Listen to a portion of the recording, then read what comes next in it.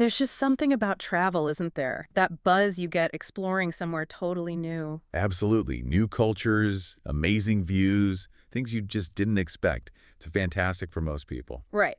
But for some folks, specifically Black travelers and people of color, there's this whole other layer to think about. It's really important, but, you know, often kind of overlooked. And that's exactly what we want to dig into here. We're aiming to pull out the key insights, how different places really feel for Black travelers. So the good and the bad. Exactly. Yeah. The welcoming spots and also the ones where, frankly, you need to be a bit more cautious. We'll be looking at personal stories, some solid research, even tips on moving abroad. Basically giving you, the listener, a properly informed, nuanced view. That's the goal. Think of this as your shortcut then. Getting clued up on something vital that, like, your average travel guide just doesn't cover. Expect some surprising stuff, a really compelling conversation. So, okay, let's start with a story that really gets to the heart of it. Nicole Phillip. In 2013, she did her first study abroad trip.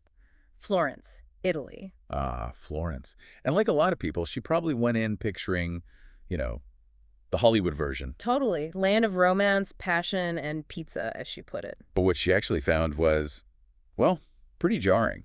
A stark contrast. Yeah. Locals ignoring her when she asked for directions. People actively, like, moving away from her on the street. Wow. And being called the names of famous Black women she didn't even look like. Exactly. And then this awful incident.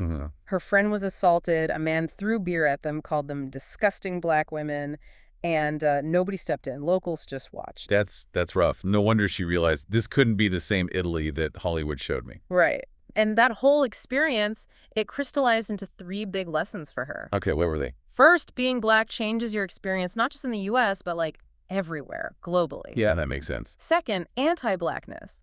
It's not just an American problem, it's worldwide. A global phenomenon. That's a crucial point. And third, those travel stories we see in the media, they're usually, filtered through a white lens. Those are some heavy takeaways. And that pushed her to share her story. Yeah. First, in a New York Times essay back in 2018. How did that go down? Mixed bag. Got racist insults, people denying racism in Italy exists. That kind of thing. Predictable, sadly. But also, she got this huge flood of messages, people from all over saying, "Me too," sharing their own bad experiences, thanking her for speaking up. So that validation was important. Definitely. And it kept her going. Like, when that Black Nigerian man was killed in Italy in 2022 in broad daylight, she felt she had to speak out again. She understood how, xenophobia and anti-immigrant feelings can mesh with racism based just on skin color. Right, it's all interconnected. She saw a gap then in travel info. Exactly. She called it a void in travel education that addressed the safety of travelers from underrepresented groups. So she decided to fill it herself. Pretty much. She came up with this unique review system, shares it on TikTok, Instagram, rates places 1 to 10. And that's based on? Her own trips, stories from other Black travelers she gathers, plus research. Okay. And it's important to know a low score doesn't automatically mean dangerous. Right. Sometimes it might just mean there wasn't much to do there, like she mentioned for Grand Turk. It's about the whole experience, not just physical safety. That's a good distinction. And interestingly, other research kind of backs this up. Mandala research found Black travelers really prioritize visiting historic and cultural sites. Yeah. Fellowship, safety, these are big factors. Yeah, and their economic clout is huge. The money Black travelers spend in the U.S. jumped from, $48 billion in 2010 to $68 billion by 2018. Wow, that's substantial. But even with that enthusiasm, the research says their excitement is often, quote, guarded. Guarded, meaning? Well, 15% of the people they surveyed said worries about racial profiling directly impacted their travel choices. Okay, so there's this undercurrent of concern. Exactly. And for lots of Black Americans, travel is also about connecting with history, confronting the complex story of the African diaspora. Like 64% of cultural African-American travelers said heritage sites were very important for their trips. Okay, so let's get into the specifics. Where did Nicole Phillip actually feel most welcome? Her top picks. Colombia was her absolute favorite, especially Medellin and Cartagena. Why Colombia? What stood out? She felt really appreciated there as a Black woman, said Blackness is celebrated. She wasn't stared at. Nobody asked for photos. She wasn't treated like some kind of, spectacle. That sounds amazing. She mentioned an artist. Yeah, in Cartagena, an artist told her Black women were la moda, like the fashion. That's powerful. But was it straightforward? Any nuances? Well, yeah, people commenting on her videos pointed out her positive experience might be tied to being American. They suggested the reality for Afro-Colombians facing racial tension, even violence, can be very different. Ah, okay. So an outsider's perspective might differ from lived local reality. Potentially. Though, interestingly, she felt safe, even with Colombia's history of violence. She thought locals in Medellin were actively trying to combat bad reputations with things like neighborhood watches. And she had safety tips. Just common sense stuff, really. Try not to look like an obvious tourist, ditch expensive clothes or jewelry, use your street smarts. Standard travel advice, basically. Got it. Okay, so from South America, she also recommended somewhere maybe less expected in Europe. Prague? Yes, Prague. She's been twice, and both times, she said, were overwhelmingly positive. Felt comfortable most of the time, met really kind people. Even though she felt like one of the few black people there. Yeah, she mentioned feeling like one of only 3 black people in the city, sometimes. But crucially, she wasn't stared at. She felt racism exists, sure, but it wasn't as overt as in other places she'd been. And what surprised her about Prague? Anything unexpected? She found it felt quite fancy, particularly the old town, but was still generally affordable, even for like nice dinners out. So value for money was a plus. Okay. What about the Caribbean? That's often seen as a welcoming region. Generally, yes. She sees it as a go-to for relaxation, for everyone, really. Great weather, good food. And she personally never had any negative experiences there. But there's a... Well, yeah, drawing on her own Caribbean heritage, she brings in some nuance. She's aware of things like anti-Black American sentiment sometimes, Oh, interesting.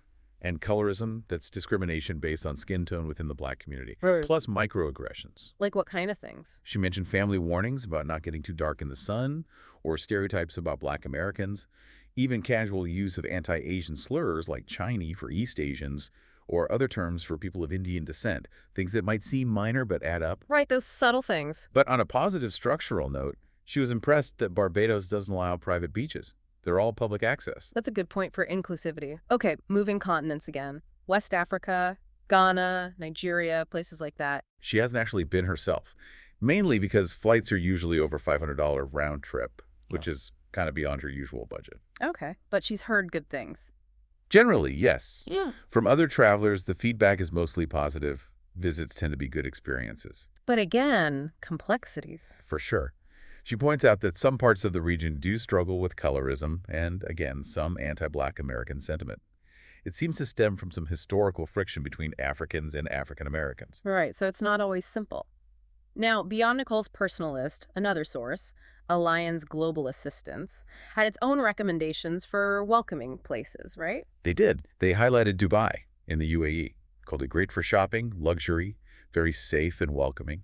Apparently, there's a big international expat community with many Black professionals, so good for socializing. Okay, where else? The Philippines, known for being affordable, having really gracious locals, stunning beaches, great food, lots to do, like snorkeling in Moalboal, nightlife in El Nido, kayaking, or just chilling in Coron. Sounds idyllic. And Bermuda came up too. Yep, Bermuda. They're famous for those pink sand beaches, like Horseshoe Bay. Lots of nature, water parks, maritime history. And they're actively trying to attract Black visitors. That's what stands out. The Bermuda Tourism Authority specifically wants to increase African American tourism. They're focusing on the island's cultural touch points to make people feel welcome. Okay, now this is where it gets really interesting and highlights why getting multiple perspectives is key. Italy. Right.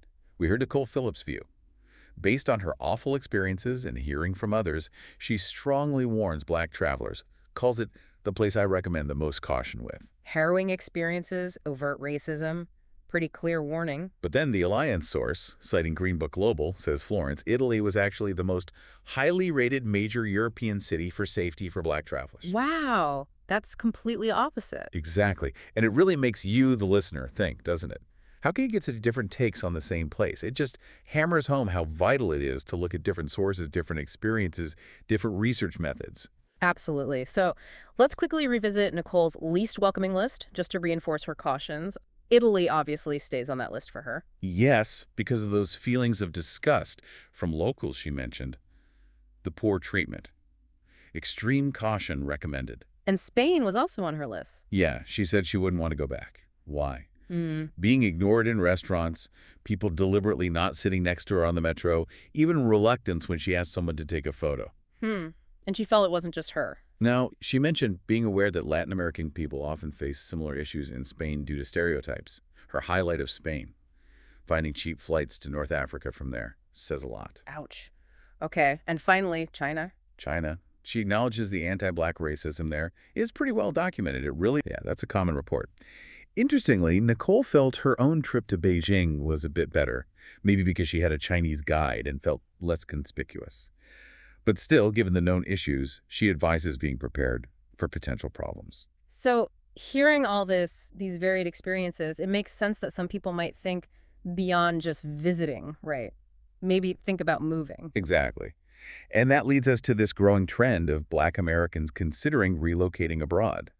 Tanya Fitzpatrick from World Footprints highlighted this desire for a different kind of life. And World Footprints actually compiled a list. 7 welcoming countries for Black American expats. That's right. It's designed to help people exploring that option, looking at things like community, safety, culture, practicalities. Okay, let's run through those quickly. What makes them welcoming and what are the practicals? Sure. First up, Ghana. Big draw for connecting with African roots, especially after the year of return in 2019. Accra's got a lively social scene, arts, music, growing expat community. It's relatively affordable too, maybe $800 to $1,500 a month living costs. How do you actually move there? Options include a non-citizen ID for longer stays, or, if you're of African descent with a clean record, the Right of Abode program can offer permanent residency. Helps to have a letter from a Ghanaian citizen too. It's seen as politically stable, generally. Okay, closer to the U.S. Mexico, very popular.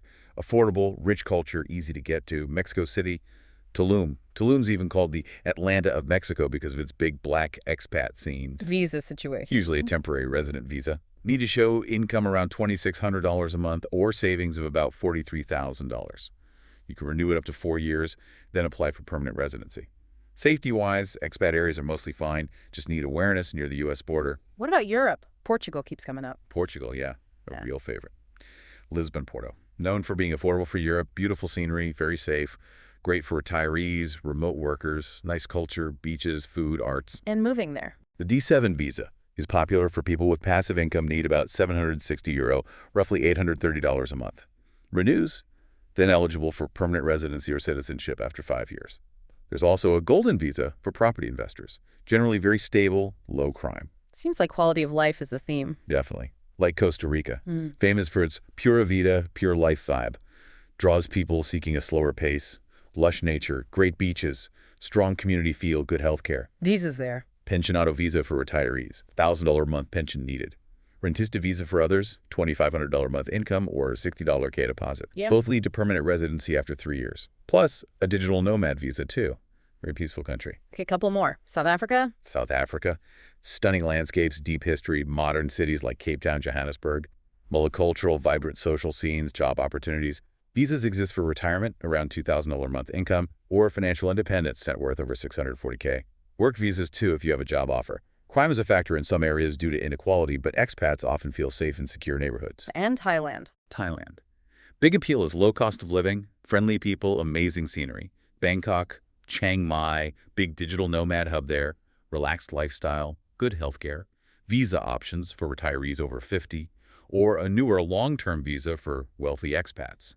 Generally stable, peaceful outside occasional protests in Bangkok. And finally, back to Colombia. It made this list too. Yes, despite the travel complexities we discussed, it's popular for expats.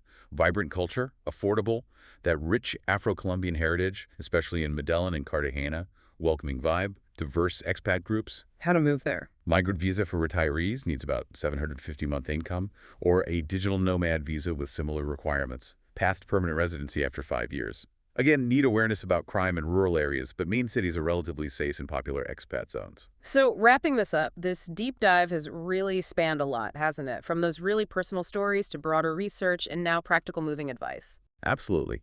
And the key takeaway really is understanding just how varied these experiences can be for Black travelers and people of color around the world. Being truly informed means looking at all these angles, holding multiple perspectives. And like the sources said, moving abroad isn't just about changing your view. Right. It's about finding a place that actually feels like home, that clicks with your values. So, a final thought for you, our listener, to maybe chew on. Yeah. Think about how travel, whether it's a quick trip or a big move, isn't just about you seeing new places. It's also very much about how those places see you and how that interaction shapes you, your view of the world. And how things like personal safety, feeling like you belong, they're just as vital as any famous landmark or beautiful beach. Maybe even more so.